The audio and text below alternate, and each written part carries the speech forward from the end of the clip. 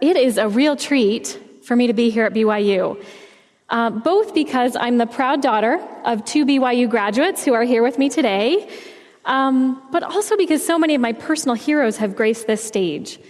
I hope that I can honor their legacy in some small way with the thoughts I have to share with you. So today I'd like to tell you a story. It's a story about American history, but very likely one that you've never heard before. It's a story about how we got here, into the multifaceted crisis facing our nation today. For nearly 50 years, across party lines and with only a few short interruptions, most Americans have said that our country is on the wrong track. A recent study by the Pew Research Center revealed that Americans are broadly pessimistic about our nation's prospects. And the American Psychological Association reports that the future of our nation is a bigger source of stress for average Americans than even their own finances or work. How did we get here?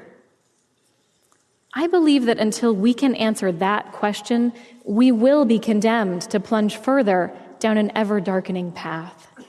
Coming to see our past more clearly equips us to gain mastery over our future. So the tale I'm going to tell you traces the roots of today's problems. I'll share with you an evidence-based story about how we've arrived at our current predicament, as well as some important lessons of history that contains clues for how we can get ourselves out of it. Our story begins in the early 1830s, when a French aristocrat named Alexis de Tocqueville was sent by his government on a fact-finding mission to America. At the time, the United States was a fledgling democracy, barely half a century old, and many nations looked to it as a bold experiment. It was still an open question as to whether the American project would or even could succeed. Tocqueville traveled widely, speaking to citizens, observing daily life, and examining the communities and institutions that made up this new nation. And what he saw inspired him. Americans were profoundly protective of the individual liberty they had fought so hard for, but at the same time, they were remarkably good at coming together to achieve common goals. Wherever at the head of some new undertaking, Tocqueville reported, you see the government in France or a man of rank in England. In the United States, you would be sure to find an association. Americans had found a balance between rugged individualism and pragmatic communitarianism, Tocqueville observed, a unique blend of cultural values that had built a vibrant, participatory, and by comparison to Europe at that time, surprisingly egalitarian society. It was not just rights, but mutual responsibilities that undergirded American democracy. There were still serious blind spots to be addressed. Indeed, this was a nation built upon the violent displacement of Native Americans, the enslavement of African Americans, and the disenfranchisement of women. But imperfect as it was, democracy in America in the 1830s, Tocqueville felt, was alive and well. But were Alexis de Tocqueville to travel to America once again, further on in our national story, what might he find? Would America fulfill its promise of balancing individual liberty with the common good? Would equality be realized and indeed produce prosperity for all? And would cooperation, participation, and a vibrant associational life be enduring antidotes to tyranny? Let's look at an end-of-century balance sheet. On the broad question of prosperity, things could hardly be better. On the whole, Americans enjoy a degree of opportunity, abundance, and economic freedom of which previous generations only dreamed. And yet, this prosperity has come at a cost, which any visitor to this nation could not possibly fail to observe. The poor may be better off in real terms than their predecessors, but the benefits of economic growth are highly concentrated at the top. The gap between rich and poor is tremendous in virtually all aspects of life. Slavery has been abolished, but the ruthless reality of structural inequality still condemns many people of color to a life of intergenerational poverty. And women still struggle to participate equally in an economy that manifestly favors male wage earners. As a result, the American dream has been replaced by widespread cynicism about a rigged economic system. Meanwhile, in the cultural sphere, a philosophy of supreme self-reliance is common, and the pursuit of unfettered self-interest is considered a laudable ethic to live by. Indeed, many of the cultural icons that dominate the American imagination are extraordinarily narcissistic, embodying the idea that looking out for number one is the surest path to success. This drift toward self-centeredness in private life is matched in the public square. In politics, relentlessly promoting one group's interests at the expense of others has created a repeated failure of compromise in a nation more and more fragmented and more dominated by leaders who prove shrewdest at the game of divide and conquer. The result is a hobbled government as democratic institutions strain under the burden of polarization. In addition to this economic, cultural, and political malaise, social dislocation is also rising. Sweeping demographic and technological changes have disconnected and reconnected people in countless ways, rearranging identities and communities and unraveling a shared sense of belonging. Loneliness, isolation, and despair are on the rise as traditional social structures give way. Worried observers, as Tocqueville certainly would be, use words like oligarchy, plutocracy, and even tyranny to warn of the dangerous reemergence of overlapping political and economic power structures that America's founding was supposed to have banished. Still, others lament that the country is on the wrong track morally and culturally, noting that huge numbers of Americans seem to have stopped believing that we're all in this together. Does democracy in America, they wonder, stand on the verge of ruin? Though it would appear so in every way, the nation that I have just described is not today's America, but rather a historically accurate portrait of this country in another era, at the opening of the 20th century, just 50 years after Tocqueville wrote his stirring depiction of a thriving democracy. The United States in the 1880s and 1890s was startlingly similar to today. Inequality, political polarization, social dislocation, and cultural narcissism prevailed, all accompanied, as they are now, by unprecedented technological advances, prosperity, and material well-being. The parallels are indeed so striking that the foregoing description could have been given word for word about our nation today. Looking back to a time Mark Twain disparagingly called the Gilded Age, turns out to feel eerily like looking in the mirror. But this realization that we've been here once before begs the question of what happened the last time our nation found itself in such a troubling state of affairs. Clearly, the doomsday prophecies and despairing anxieties of the late 1800s were never fulfilled. The fear that the American project was headed off the rails proved unfounded. So how did we get from the last American Gilded Age to our current crisis? What happened in the intervening century? One way to answer this question is to examine trends over time in various aspects of American society by asking the basic question of whether things have been getting better or worse since the turn of the 20th century.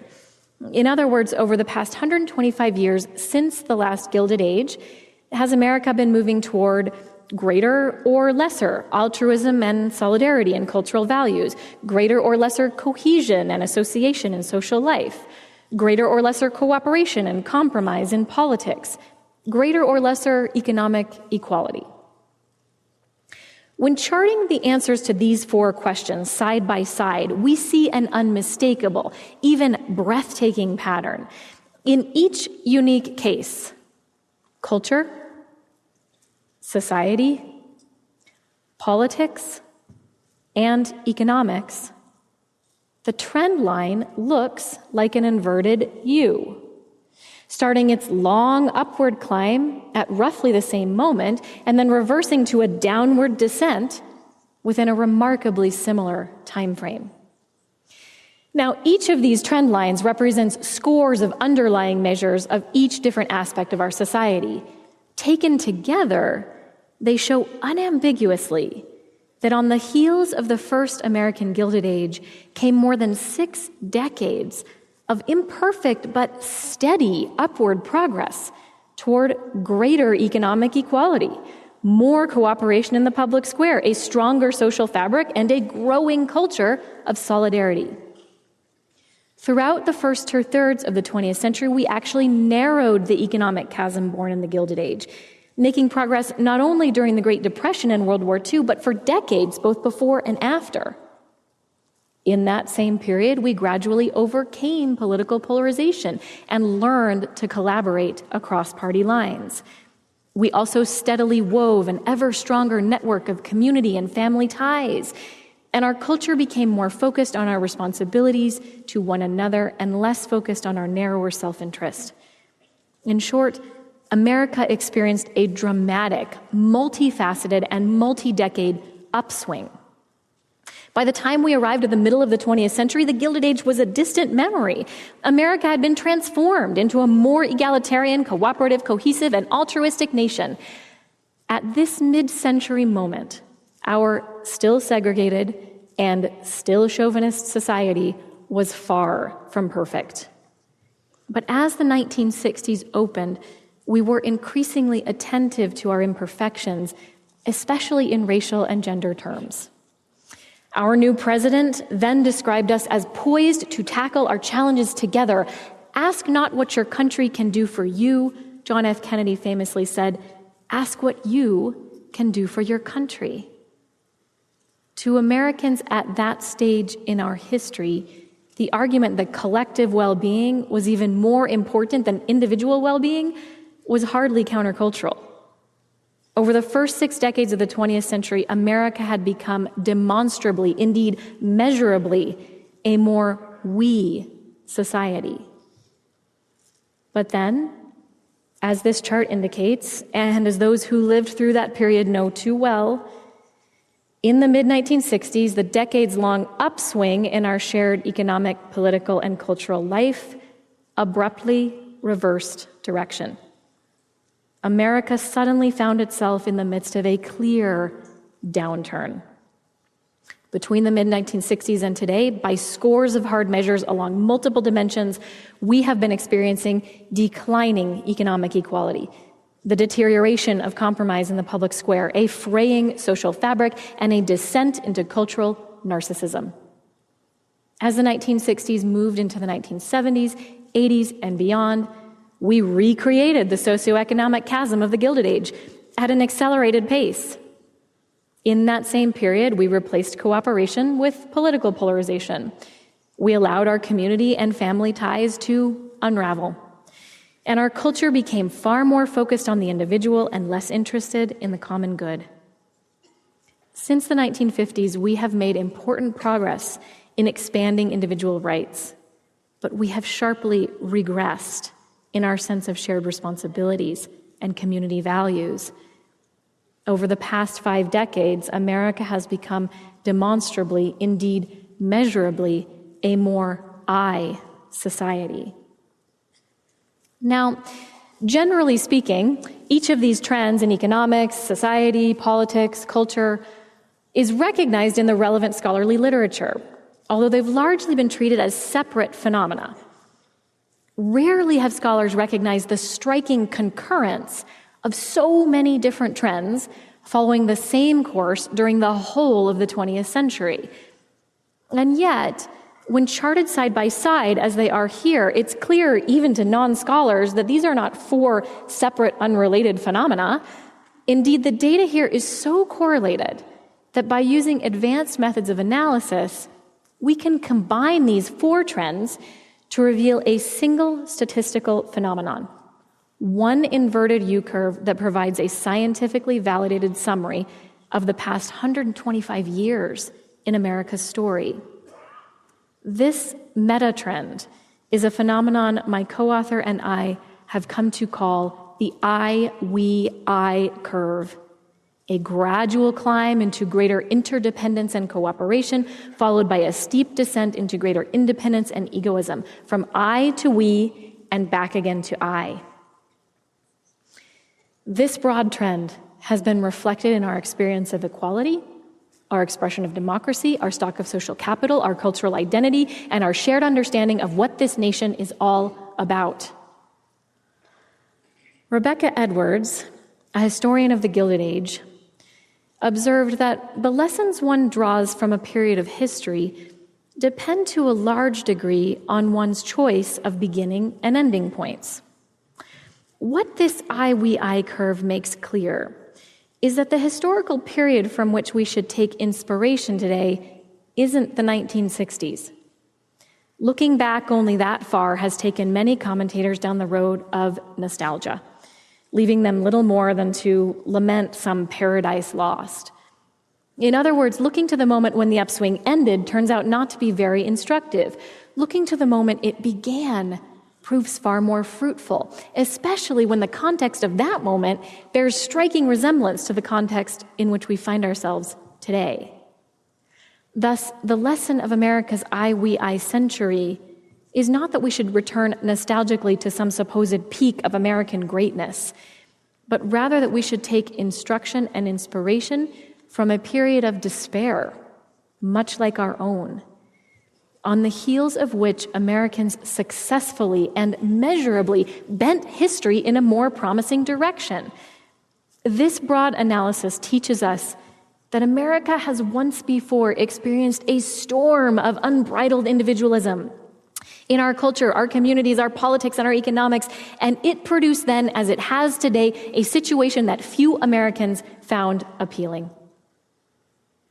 But we successfully weathered that storm once, and we can do it again. Thus, if ever there were a historical moment whose hopeful lessons we need to learn, it's the moment when the first American Gilded Age turned into what historians call the Progressive Era, a moment which set in motion a sea change that helped us reclaim our nation's promise. So what are some of those lessons? How, in another dark moment in our nation's history, did our predecessors manage to turn things around? And how can we apply what we learn from their legacy to do the same today? The story that I've shared with you so far is fundamentally a statistical story, shaped by insights gained through the measurement of trends over time.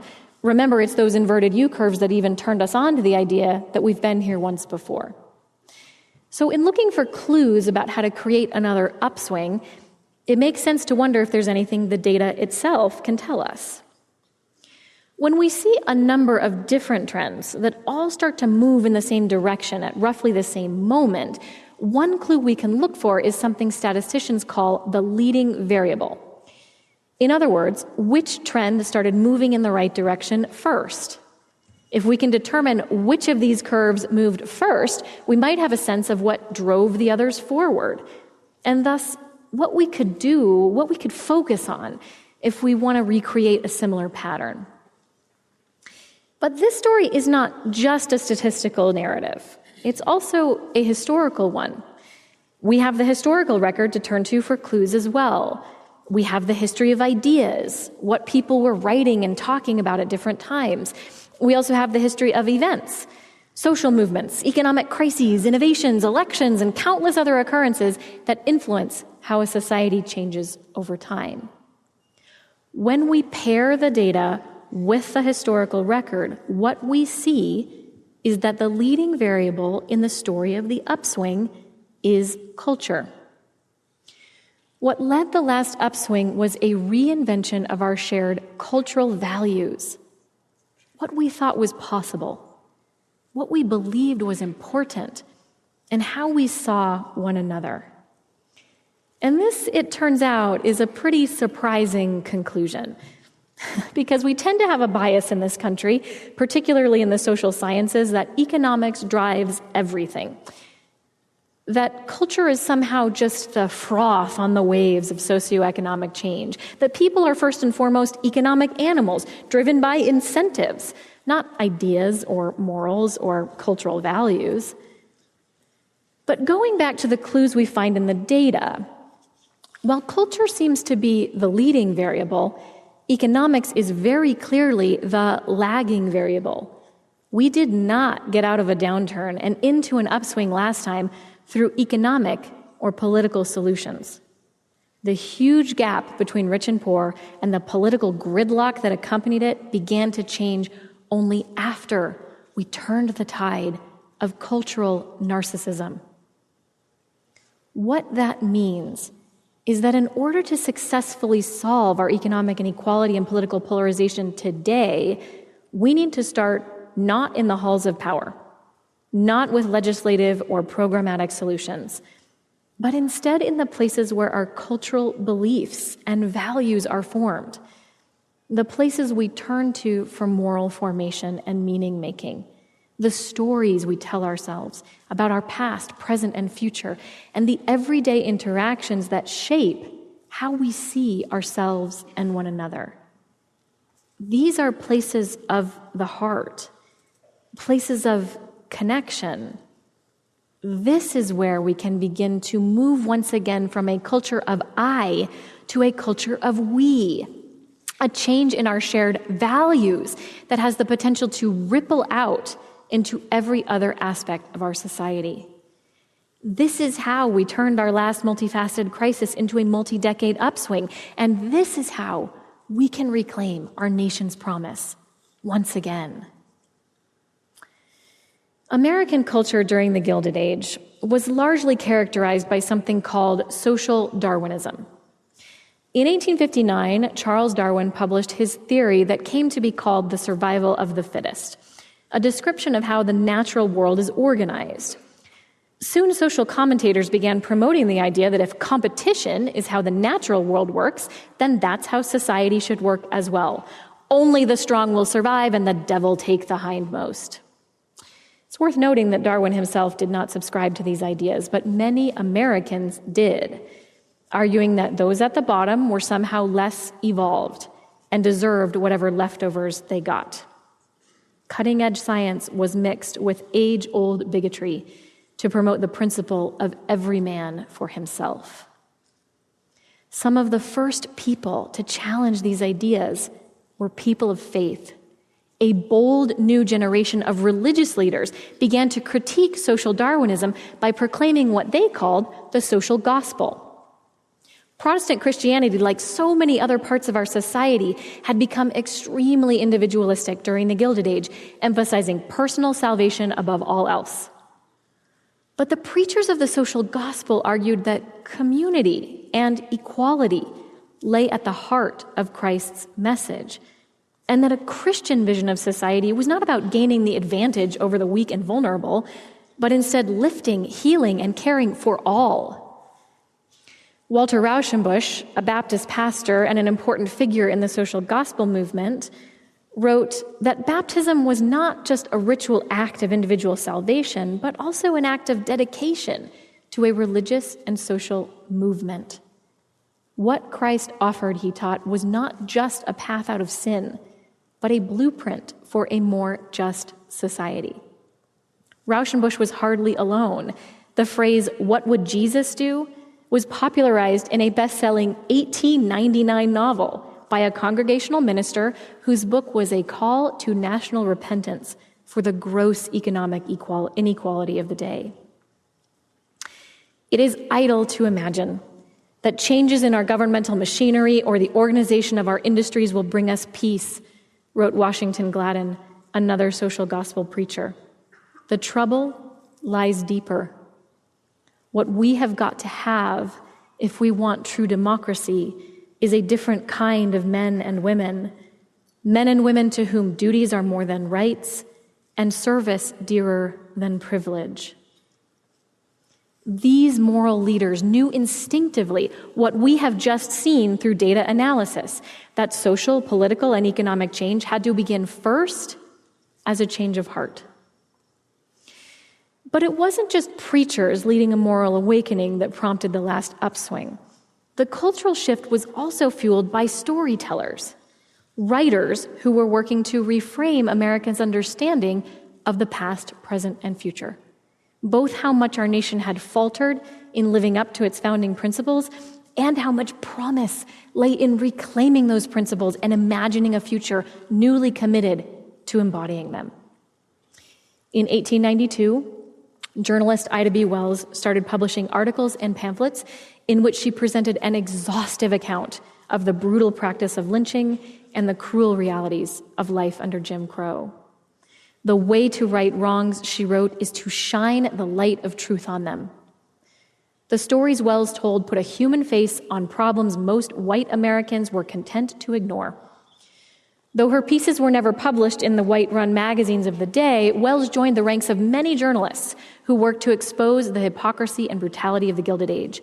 Known as muckrakers, these writers produced vivid portraits of the human cost of exploitative and unjust systems, which pricked the hearts of their readers and prompted them to push for change.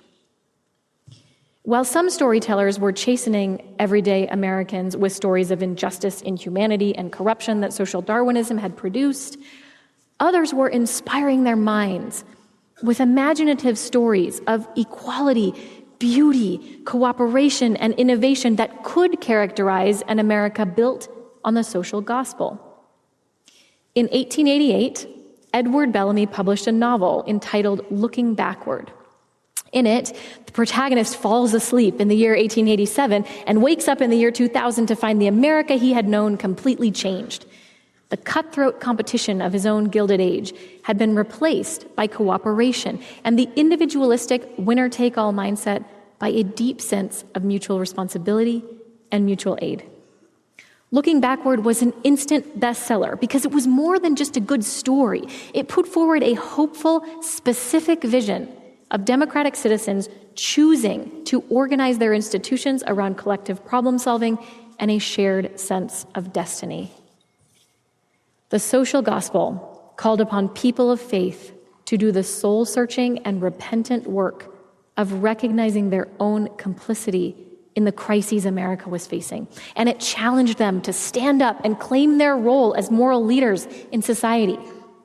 The muckrakers told stories that exposed the human cost of America's moral drift and called out the hypocrisy of a nation built upon principles of liberty and equality, producing neither for millions of its most vulnerable citizens.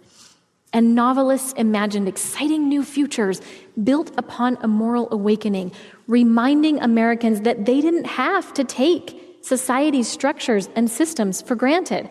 This nation, this bold experiment, could be whatever they chose to make it. Together, these cultural influencers sparked a movement. As the data I've presented make clear, as more and more people turned away from cultural narcissism and toward cultural solidarity, the effects rippled out into nearly every corner of American society. Which brings us to the last chapter of our story. How did Americans at the turn of the last century translate this new moral and cultural outlook into actual measurable change? How did they create new structures, systems, programs, and laws that bridged the gap of political polarization, reversed economic inequality, and rewove our social fabric? The answer might surprise you. They did it through exactly the same mechanism Alexis de Tocqueville had observed to be so important to America's founding. They started clubs. Wherever at the head of some new undertaking in the United States, Tocqueville had said, you would be sure to find an association. Citizens gathering together to achieve a common goal was a fact of life in the 1830s. But something that had fallen out of favor by the 1880s. But by the 1900s, associations, clubs, societies, federations, and organizations were once again becoming the places that Americans made democracy work. It was this coming together on a human scale that paved the way for a sweeping set of reforms and innovations, many of which form the very basis of American society as we know it today. As congregations across America embraced the social gospel, they transformed into centers dedicated not just to worship, but to youth groups, scout troops, day schools, soup kitchens, athletic teams, and more. Meanwhile, young professionals started Rotary clubs, Lions clubs, and fraternal organizations to support one another and serve the community, all of which brought lonely, isolated Americans together and rewove our tattered social fabric. After Looking Backward was published, Bellamy clubs sprung up all over the country. In these and countless other groups like them, Americans began experimenting with innovative ideas for how to solve problems themselves in their neighborhoods, towns, and cities. As a result, they invented solutions that never existed before, and thus transcended the gridlocked left-right political and ideological framework. Successful ideas went viral and eventually bubbled up to create widespread change. New forms of municipal administration, publicly owned utilities, food and drug regulations, consumer protections, and even free public high schools are just a few examples of the innovations created by everyday citizens tinkering in the laboratories of democracy. After reading the muckrakers' harrowing accounts of life in slums and factories, educated elites crossed the tracks into tenement districts and started settlement houses, places where rich and poor Americans could come together in shared community spaces. Settlement houses fostered bonds of trust and understanding across class lines and produced passionate activists who were responsible for the creation of many things we take for granted today: child labor laws, the juvenile court system, public sanitation infrastructure, and even public parks, public libraries, and playgrounds, all came to be thanks in large part to settlement houses. As more Americans began to see the immorality of exploitative wage labor, garment workers, machinists, farm workers, blacksmiths, and many others banded together through labor associations and unions. They succeeded in winning from their employers higher pay, safety regulations, and more reasonable working hours, which evolved into seminal government protections, such as antitrust legislation, workers' comp, the minimum wage, and ultimately, Social Security. In the face of ongoing racism and segregation, Black Americans created schools, churches, cultural institutions, sports teams, and advocacy organizations, which offered critical support as millions relocated out of the South during the Great Migration. It was this explosion of Black associational life that gave birth to the Civil Rights Movement. And women's clubs, sewing circles, music groups, literary societies, neighborhood associations, and relief societies created new spaces for women to gather, build relationships, organize, and flex their civic muscles, through which they slowly built a successful campaign to win the right to vote. No one party, no one policy or platform, and no one charismatic leader was responsible for bringing about America's upswing as we entered the 20th century. It was instead an immense collaboration of countless ordinary Americans, just like you and me, living in a time of loneliness, self-centeredness, economic inequality, and political infighting, just like the one we are living through today. And they had, just as we do today, a choice. They could continue the corrosive slide toward a culture of I, or they could reclaim the latent power of we. History tells us how they used their agency. We are the inheritors of the democracy they saved. But we are also the inheritors of an unraveling, a backslide that has landed us right back where they started. And so the choice presents itself again. Will we drift along with the downturn, or will we master the moment and right the ship? If we choose drift, the consequences will surely be disastrous. But if we choose mastery, we have the chance to reverse our course and write a whole new chapter in the American story.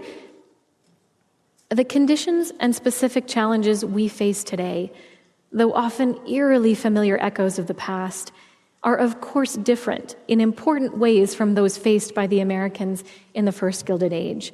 And accordingly, the paths we follow and the solutions we create will necessarily be different as well. But I suspect that many of the characters, the heroes and heroines of this new American epic, will look very much the same. So the question is, where do you see yourself in this story? Maybe you're a moral leader, a person who can speak in terms of right and wrong with confidence and compassion and shepherd others through the inner work that will change the way we show up as neighbors and citizens. Or possibly you're a truth teller, an advocate who can shine a light on injustice and call for accountability, or a visionary who can imagine bold new futures and inspire others to make them a reality. Or perhaps you are a gatherer, someone who can invite people in and create new ways of being together that blend our online and offline lives and bridge our deepest divides. Or maybe you're an organizer who can help citizens find their voice, find common cause with others, and successfully press for change. Or maybe you are a joiner, someone who heeds others' calls to come together and step out of loneliness and isolation. Or maybe you're a civic innovator, a pioneer who can experiment, iterate, and invent totally new solutions to our shared problems and see them through to becoming the programs and policies that reshape our national landscape. Whatever your gifts and unique passions, there is a place for you on the right side of history. We've gotten ourselves out of a mess, just like the one we're in now, and we can do it again. The task will not be easy, and nothing less than the success of the American experiment hangs in the balance. But as we look to an uncertain future, we must keep in mind what is perhaps the greatest lesson of America's I-we-I century. As Theodore Roosevelt put it, the fundamental rule of our national life, the rule which underlies all others, is that on the whole and in the long run, we shall go up or down together. Thank you.